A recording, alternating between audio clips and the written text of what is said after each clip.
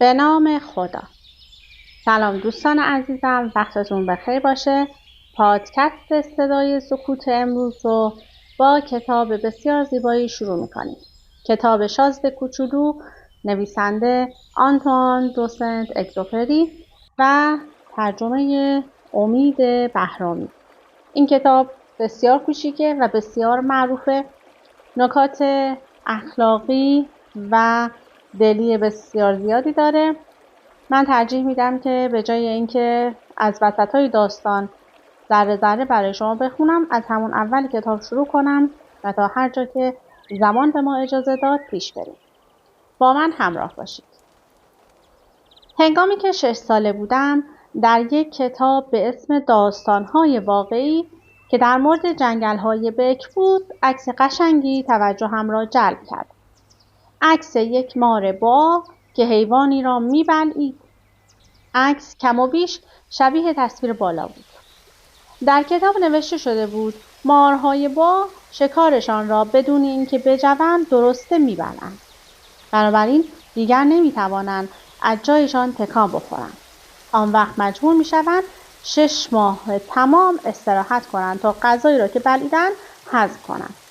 در ابتدای کتابم من عرض کنم خدمتتون که نقاشی‌ها خیلی آنچنانی نیست، واسه همین من از گذاشتن نقاشی‌ها در طول ویدیو جلوگیری میکنم و فقط متن رو براتون میذارم و میخونم. پس از خواندن این کتاب بود که به اتفاقاتی که فکر کردم در جنگل رخ میدهد سرانجام توانستم با مداد رنگی اولین نقاشیم را بکشم. این نقاشی که نقاشی شماره 1 من بود که میبینید. این عکس را که به نظر خودم فوق‌العاده شده بود به بزرگترها نشان دادم و از آنها پرسیدم که آیا از دیدنش میترسن؟ در جوابم گفتن مگر کسی از کلاه میترسد که ما بترسیم؟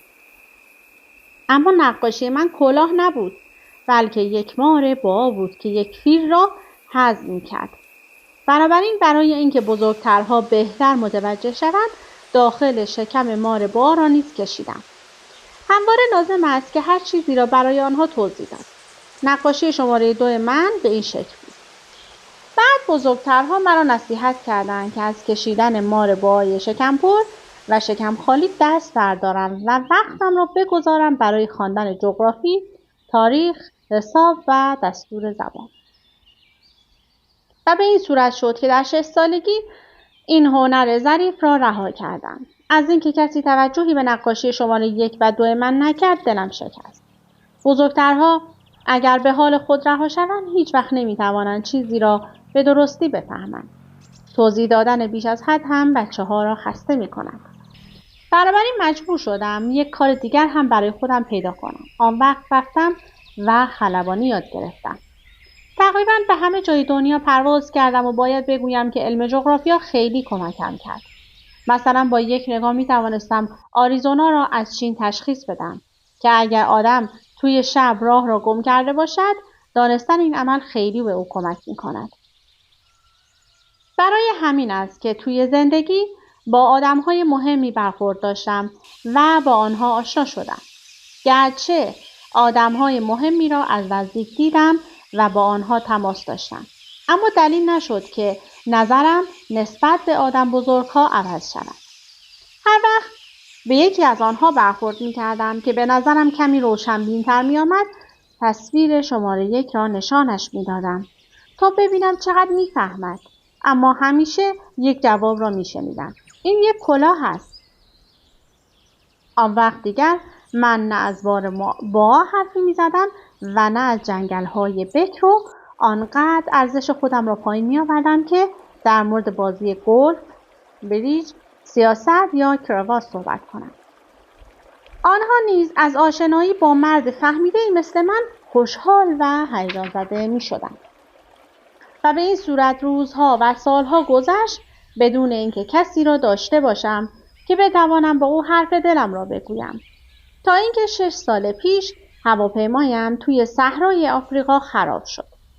یکی از قطعات موتور هواپیما از کار افتاد و چون نه تعمیرکار هواپیما با من بود و نه مسافری خودم را آماده کردم تا به تنهایی این مشکل را حل کنم. آب خوردنی که همراه هم بود. فقط به 8 روزم میرسید. بنابراین مسئله مرگ و زندگی بود و باید یک جوری آن هواپیما را تعمیر میکردم. شب اول را در دل کویر و در حالی که 1000 مایل با آبادی فاصله داشتم به صبح رساندم. در حالی که حتی تنها تر از غریقی بودم که وسط اقیانوس روی یک تکه چوب مانده باشد. در این صورت حتما متوجه میشوید که وقتی صبح با یک صدای عجیب و غریب از خواب پریدم چه احساسی داشتم. صدای ملایم به من میگفت لطفاً یک گوسفند برایم بکش. بله، برایم یک گوسفند بکش. چنان از جام پریدم که انگار به من برق وصل کرده بودند. مدتی چشمانم را مالیدم. بعد که نگاه کردم دیدم که یک آدم کوچولوی عجیب آنجاست که مرا تماشا می کند. بهترین عکسی را که بعدها توانستم از او بکشم این است که می بینید که بدون شک اصلاً به قشنگی اصلش نیست. البته من مقصر نیستم. این آدم بزرگها بودند که وقتی در 6 سالگی شروع به نقاشی کردم دل سردم کردند و بنابراین هیچ چیز یاد نگرفتم جز ماربای باز و ماربای بسته.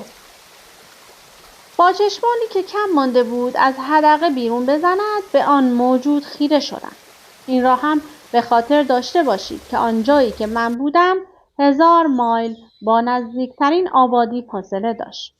آن آدمک هم اصلا شبیه آدم‌هایی نبود که راه گم کرده باشند. ضمن اینکه نه گرسنه به نظر می رسید، نه تشنه و نه وحشت زده. به بچه‌ای هم شبیه نبود که در اون کویر بی آب و علف گم شده باشد.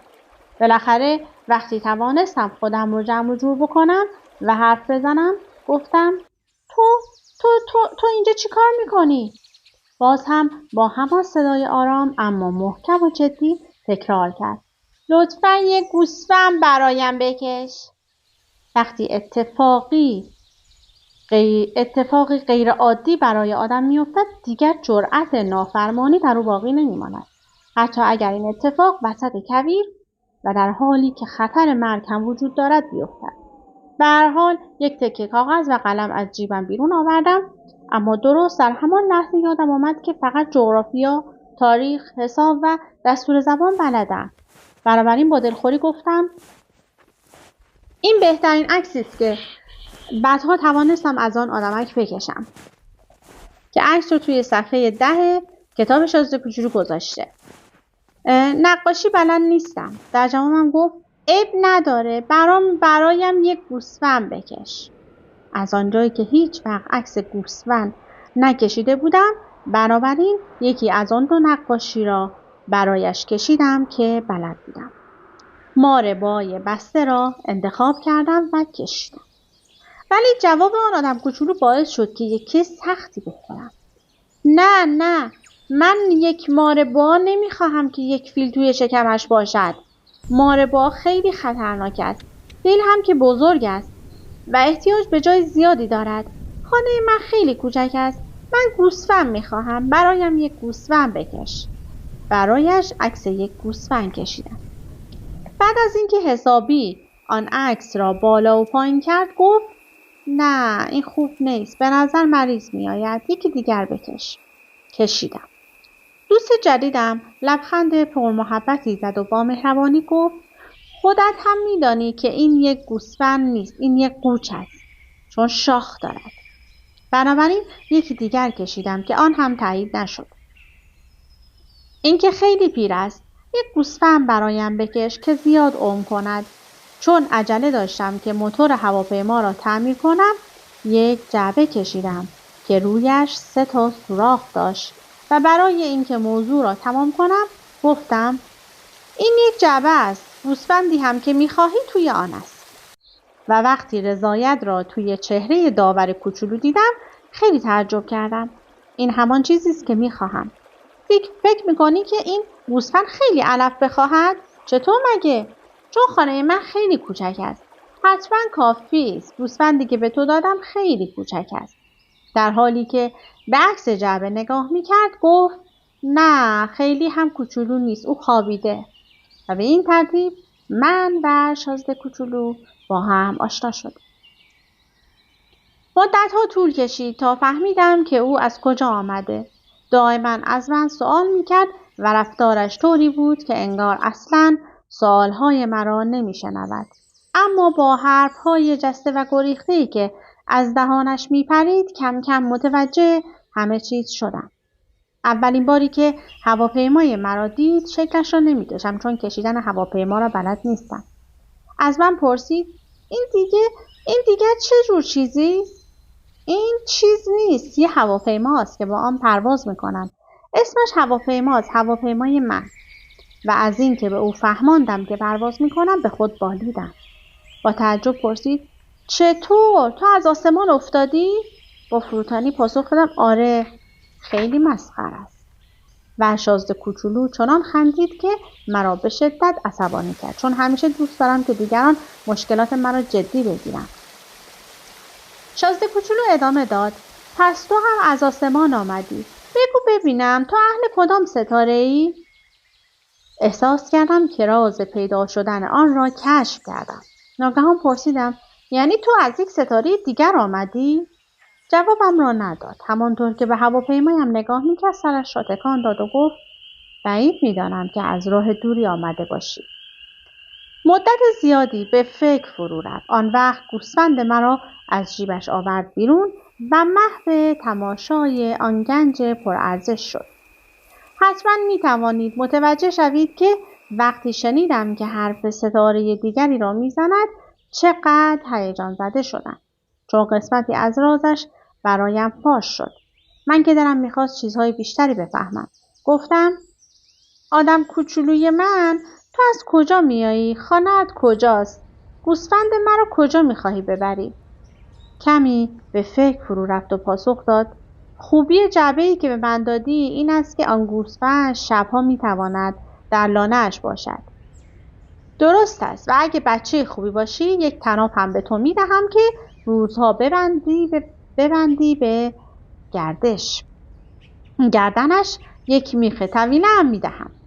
انگار که از پیشنهاد من خوشش نیامد چون گفت ببندمش؟ چه حرفی میزنی؟ ولی اگر نبندیش گمش میکنی؟ دوست کوچولوی من دوباره از ته دل خندید و گفت کجا میتواند برود؟ هر جا که شد یک مسیر مستقیم پیدا میکند و میرود.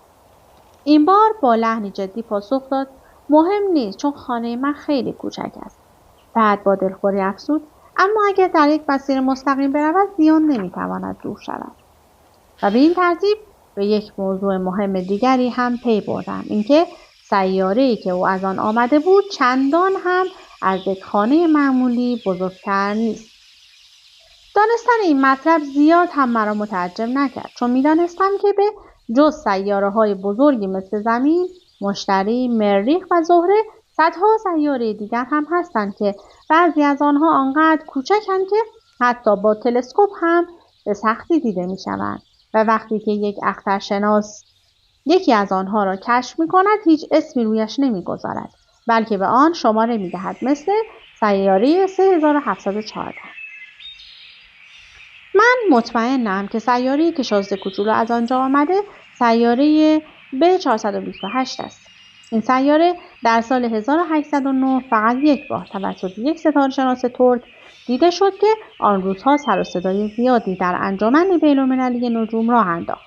اما به خاطر سر و وضع نامناسب و لباسی که تنش بود هیچکس حرفش را باور نکرد. این هم از خصوصیات اخلاقی آدم بزرگ هاست. اما قسمت بود که سیاره به 428 معروف شود. فرمانروای زورگویی توی ترکیه سر کار آمد و به ضرب چماق مردمش را مجبور کرد که لباس اروپایی ها را بپوشند و این بار در سال 1820 همان ستاره‌شناس ترک که این دفعه لباس مناسبی پوشیده بود کشف آن سیاره را اعلام کرد و این دفعه همه حرفش را قبول کردند. اگر اینها را برایت گفتم و از شماره B428 نام بردم فقط به خاطر آدم بزرگ هاست چون آدم بزرگ ها عاشق عدد و رقم هستند. مثلا وقتی راجع به دوست جدیدتان با آنها حرف میزنید هیچ وقت راجع به نکات مهم او از شما نمیپرسند.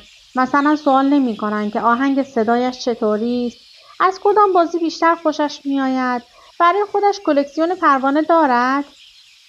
در عوض میپرسند چند سالش است؟ چند تا برادر دارد؟ وزنش چقدر است؟ وضع پدرش چطور است؟ و پس از شنیدن پاسخ به این سالها آن وقت خیال میکنند که او را شناختند. اگر به یک آدم بزرگ بگویید که خانه قشنگی دیدم که دیوارش از آجر قرمز بود و یک عالمه گل پشت پنجره ها و روی پشت بامش هم پر از کبوتر بود، هیچ وقت نمیتواند آن خانه را تجسم کند. حتما باید بگویید یک خانه 100,000 فرنگی دیدم. آن وقت مطمئنا میگوید وای چه خانه قشنگی. یا اگر به آدم بزرگها بگویید که شازده کوچولو وجود داشت، چون هم خوش صحبت بود، هم میخندید و هم دلش میخواست که یک گوسفند داشته باشد که همه اینها دلیل بر این است که او وجود دارد، در این صورت آنها حتما شانه بالا میاندازند و به شما به چشم یک بچه نگاه میکنند. اما اگر بگویید شماره سیاره‌ای که شازده کوچولو از اونجا اومده پی 428 است، آن وقت حتما حرفهایتون رو باور میکنن و دیگر 1000 جو سوال بی ربط از شما نمیپرسن. این اخلاق آدم بزرگ هاست. شما هم نباید از دستشان دلخوش شوید. بچه ها باید نسبت به آدم بزرگ ها گذشت داشته باشن. ولی برای ما که واقعیت زندگی رو میفهمیم، اعداد به نظرمان مسخره میآیند. دوست داشتم این داستان را مثل قصه شاه پریان تعریف کنم. دلم میخواست بگویم یکی بود یکی نبود. یک شازده کوچولویی بود که توی سیاره‌ای زندگی میکرد که یه ذره از خودش بزرگتر بود. این شازده کوچولو دنبال این بود که برای خودش یک دوست پیدا کنه. برای آنهایی که واقعیت زندگی را درک میکنن، اینجور قصه گفتن بیشتر به واقعیت نزدیک است. دوست ندارم کسی کتابم را سرسری بخواند. تعریف این داستان باعث می شود که غم سنگینی روی دلم بشیند. 6 سال از رفتن دوست من و گوسفندش گذشته و اگر سعی می کنم که او را توصیف کنم، برای این است که دلم نمی خواهد فراموشش کنم. خیلی بد است که آدم دوستش را از یاد ببرد. همه که دوست و رفیق ندارم. من هم می توانم مثل آدم بزرگها فقط به اعداد و ارقام فکر کنم. برای همین است که یک جعبه مداد رنگی خریدم. برای آدمی به سن و سال من خیلی سخت است نقاشی کند. آن هم در شرایطی که در تمام عمرش فقط یک مار بای باز کشیده باشد و یک مار بای بسته. البته تا آنجایی که ممکن است سعی می کنم که از او چند تا عکس بکشم. ولی مطمئن نیستم که این عکس‌ها خیلی هم شبیه خودش باشد. چون بعضی از نقاشی‌هایم خوب از آب در نمی‌آید و بعضی‌هایش هم نه. یک دفعه زیادی بلندقد از آب در می‌آید، یک دفعه خیلی کوتاه. در مورد رنگ لباسش هم باید بگویم که خیلی مطمئن نیستم درست باشد.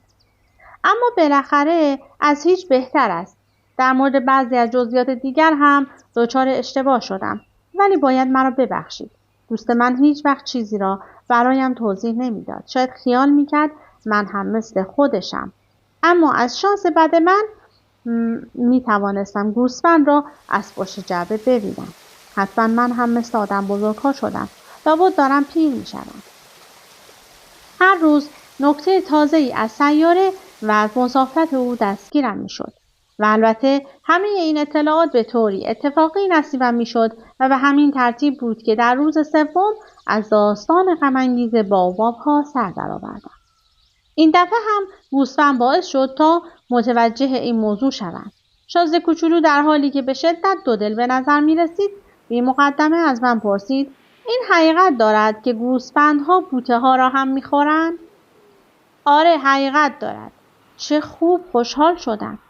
نفهمیدم که چرا شازده کوچولو باید از این موضوع خوشحال شود تا اینکه گفت پس درخت‌های بائوباب را هم می‌خورند؟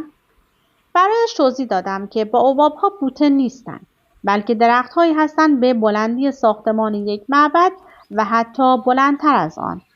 و حتی اگر یک گله فیل هم همراه گوسفندش باشند، باز هم به اندازه یک درخت بائوباب نمی‌شوند. فکر کردن به یک گله فیل شازده کوچولو را به خنده انداخت و گفت مگر فیل‌ها بروند روی کول همدیگر. بعد به نکته مهمی اشاره کرد. مگر درخت‌های بائوباب اولش یک نهال نیستن؟ چرا؟ اما نگفتی چرا دوست داری که گوسفندت درخت‌های بائوباب رو بخورد؟ انگار که باید جواب این سوال را می‌دانستم. خب معلوم است. و برای اینکه به تنهایی بتوانم جواب این سوال را پیدا کنم، حسابی به زحمت افتادم. موضوع این بود که توی سیاره شازده کوچولو مثل همه سیاره‌های دیگر هم گیاه خوب وجود داشت و هم گیاه بد. یعنی از تخم خوب گیاه خوب میروید و از تخم بد گیاه بد. اما تخم گیاه‌ها زیر خاکن و نمی‌شود آنها را دید. تخم‌ها زیر خاک استراحت می‌کنند و هر وقت که دلشان خواست بیدار می‌شوند و سر از خاک بیرون می‌آورند. اولش با کمرویی یک شاخه کوچک، ظریف و بی‌آزار را به طرف نور خورشید می‌فرستند و اگر این شاخه با تربچه یا گل سرخی هم تزیین شده باشد که کسی کاری به کارش ندارد و اجازه می‌دهد که رشد کند. اما اگر گیاه بدی باشد به محض اینکه متوجه شدن آن را از ریشه در می‌آورند. به هر حال توی سیاره شازده کوچولو تخم‌های وحشتناکی هم وجود داشت که تخم درخت بائوباب بود. بائوباب درختی است که اگر دیر به فکرش بیفتند دیگر نمی‌شود از شرش خلاص شد، چون همه سیاره را می‌پوشاند و با ریشه‌هایش آن را سوراخ سوراخ می‌کند. پس اگر سیاره خیلی کوچک باشد و درخت‌های بائوباب زیاد، آن وقت این گیاه سیاره را می‌ترکاند. بعدها شازده کوچولو به من گفت این یک وظیفه است که هر روز صبح بعد از نظافت شخصی باید با دقت فراوان به تمیز کردن سیاره مشغول شویم و به محض اینکه یک درخت بائوباب دیدیم بلافاصله از ریشه درش بیاوریم. فقط باید مواظب باشیم که آنها را با بوته گل سرخ اشتباه نگیریم، چون خیلی به هم شبیه هستند. گرچه کار آسانی است ولی خیلی خسته کننده است. یک روز هم به من سفارش کرد که یک عکس قشنگ از درخت‌های بائوباب بکشم و آن را به بچه‌های سیاره خودم بشناسانم. میگفت ممکن است اگر بروند سفر به دردشان بخورد. تأخیر کردن توی کار گاهی اوقات مشکلی پیش نمی آورد، اما وقتی پای بائوباب‌ها در میان باشد آن وقت دیگر فاجعه است. سیاره ای را می شناسم که توی آن سیاره یک تنبل تمام عیار ساکن بود. آنقدر برای کندن 3 نهال بائوباب دست کرد که از روی نشانه های که شازده کوچولو به من داد شکل آن سیاره را کشیدم. اصلا دلم نمیخواهد کسی را نصیحت کنم، اما خطر بائوباب ها هنوز شناخته نشده و اگر کسی توی یک چنین سیاره‌ای گم بشود خطرهای بزرگی در کمینش است. حالا برای یک مرتبه هم که شده از قانونم سرپیچی میکنم و میگویم بچه‌ها حواستان به درختای بائوباب باشد که خیلی خطرناکند. اگر برای کشیدن این نقاشی این همه زحمت کشیدم برای این بود میخواستم شما را متوجه خطری کنم که آدمها را تهدید میکند و همه ازش غافلند. حالا ممکن است از خودتان بپرسید که چرا بقیه عکس‌های این کتاب عظمت درخت بائوباب را ندارند. جوابش خیلی ساده است. من سعی کردم اما نتوانستم، ولی در مورد درخت بائوباب باید بگویم که آنقدر هیجان زده بودم که عکسی به این قشنگی کشیدم. آه ای شازده کوچولو، کم کم به زندگی محدود و غم‌انگیزت پی بردم. تا مدت‌ها تنها سرگرمی تو تماشای غروب آفتاب بود. این را در صبح روز 4 بود که فهمیدم. همان وقتی که گفتی بریم تماشای غروب آفتاب. دوست دارم غروب خورشید را تماشا کنم. ولی باید صبر کنیم. برای چه؟ برای اینکه زمان غروب کردن خورشید برسد. اولش تعجب کردی، بعد از دست خودت خندت گرفت و گفتی همیشه خیال میکنم که توی سیاره خودم هستم. همه این را میدانند که وقتی توی ایالات متحده امریکا ظهر است، آفتاب توی فرانسه غروب میکند. اگر یک نفر بتواند خودش را ظرف 1 دقیقه به فرانسه برساند میتواند غروب خورشید را تماشا کند. اما توی سیاره کوچک تو کافی است که کمی صندلیت را جابجا کنی و هر قدر که دلت خواست منظره طلوع آفتاب را ببینی. یک بار من توی یه روز 43 دفعه غروب خورشید را دیدم و کمی بعد گفت خودت هم این را خوب می‌دانی که آدم وقتی دلش گرفته باشد از تماشای غروب خورشید خیلی لذت می‌برد. پس لابد آن روزی که 43 مرتبه غروب آفتاب را تماشا کردی خیلی دلت گرفته بوده. اما شازده کوچولو جوابم را نداد. روز پنجم هم سر مسئله گوسفند بود که از یک راز دیگه زندگی شازده کوچولو سر درآوردم. آن روز یک دفعه او بی مقدمه انگار که مدتها راجع به این موضوع فکر کرده باشد از من پرسید: گوسفندی که بوته ها را میخورد گلها را هم میخورد؟ گوسفند هرچی که گیرش بیاید میخورد، حتی گلهای خاردار را، حتی گلهایی را هم که خار دارند میخورد. پس این خارها به چه درد میخورند؟ از کجا باید میدانستم؟ در آن موقع داشتم مهره سفت موتور هواپیمایم را باز میکردم و حسابی مشغول بودم، اما شازده کوچولو دست بردار نبود. از طرفی وضع موتور هم حسابی کلافه‌ام کرده بود و بدتر از همه آب آشامیدنی هم داشت تمام میشد. بنابراین وقتی فقط برای اینکه حرفی زده باشم گفتم: خارها به هیچ دردی نمیخورند، فقط نشانه بدجنسی گلها هستند. آه. و بعد از کمی سکوت با دلخوری گفت: حرفت را باور نمی‌کنم. گلها ضعیفند. گل پاکدل و رو راست است. آنها سعی می‌کنند هر جور که شده یک نقطه اتکا برای خودشان به وجود بیاورند. گلها خیال می‌کنند که با وجود آن خارها ترسناک می‌شوند. جوابش را ندادم. توی این فکر بودم که اگر این پیچ بخواهد لجبازی کند با چکش له و لورده‌اش میکنم که دوباره شازده کوچولو افکارم را به هم ریخت. فکر میکنی که گلها؟ ای بابا، من هیچ فکری نمیکنم. میبینی که کار دارم، آن هم کار به این مهمی. کار مهم؟ به من تماشا میکرد که چکش به دست و سر تا پا روغنی بودم. کمی به طرفم خم شد و گفت: مثل آدم بزرگ‌ها حرف میزنی. از شنیدن این حرف خجالت کشیدم، اما او بیرحمانه ادامه داد: تو همه چیز را اشتباه میفهمی، همه چیز را با هم قاطی میکنی. کاملا عصبانی بود. باد موهای طلایی رنگش را تکان میداد. یک سیاره را میشناسم که یک مرد سرخ چهره در آنجا زندگی میکنه. از اول عمرش تا حالا حتی یک گل را هم بو نکرده. هیچ وقت یه ستاره را تماشا نکرده. هیچ وقت با کسی دوست نبوده. اما او هم مثل تو عادت دارد که از صبح تا شب دائما بگوید: من یک آدم مهمم. من یک آدم مهمم. هر وقت هم که نگاهش میکنی خودش را میگیرد. اما خیال میکند که آدم است. او یک قارچ است. چی؟ یک قارچ؟ شازده کوچولو از فرط عصبانیت رنگ به چهره نداشت. صدها هزار سال است که گلها خار میسازند و با این حال صدها هزار سال است که گوسفندها گلها را میخورند. پس آدم نباید خودش را به زحمت بیاندازد تا بفهمد که چرا گلها این همه برای ساختن خاری زحمت میکشند که به هیچ دردشان نمیخورد. حالا این موضوع مهمتر است یا کار یک مرد سرخ چهره. اگه من گلی را بشناسم که توی همه دنیا تک شد و به جز توی سیاره من در یک جای دیگری از دنیا پیدا نشود و آن وقت یک روز صبح یک گوسفند بدون اینکه منظور بدی داشته باشد آن را نابود کند، چه؟ یعنی این موضوع هم اهمیتی ندارد؟ این دفعه صورتش قرمز شد و افسود: اگر یک نفر یک گل را دوست داشته باشد که توی صدها هزار سیاره لنگه ندارد، آن وقت با نگاه کردن به آن سیاره احساس خوشبختی می کند. آن وقت می تواند به خودش بگوید: گل من توی یکی از همین ستاره هاست.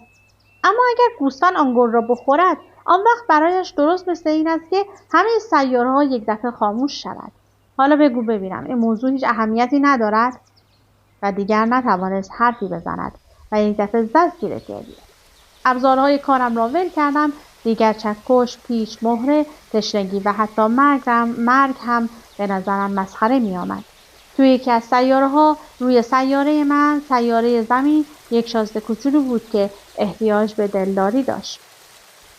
او را بغل کردم، تابش دادم و بهش گفتم: هیچ خطری گلی را که تو دوست داری تهدید نمی‌کند. خودم برای گوسفندت یک کوزه بر می‌کشم. من برای گل قشنگت حفاظ می‌کشم. من اصلا نمی‌دانستم چه باید بگویم. احساس می‌کردم که خیلی دست و پا چلفتی هستم. نمی‌دانستم چطور می‌تونم دوباره رابطه‌ام رو با او خوب کنم. اشک عجب دنیای اسرارآمیزی داره. خب دوستان عزیزم، امیدوارم که خیلی خوشتون اومده باشه. کتاب بسیار زیبایی هستش، با اینکه خیلی کم هستش حجمش، ولی بسیار زیباست. و در پایان جمله‌ای که در پشت جلد این کتاب نوشته شده رو برای شما میخونم. انسان‌ها این حقیقت را فراموش کردند، اما تو نباید فراموش کنی. تو تا زنده‌ای نسبت به چیزی که اهلی کرده ای مسئولی. تا وایس بعد، خدا نگهدارت.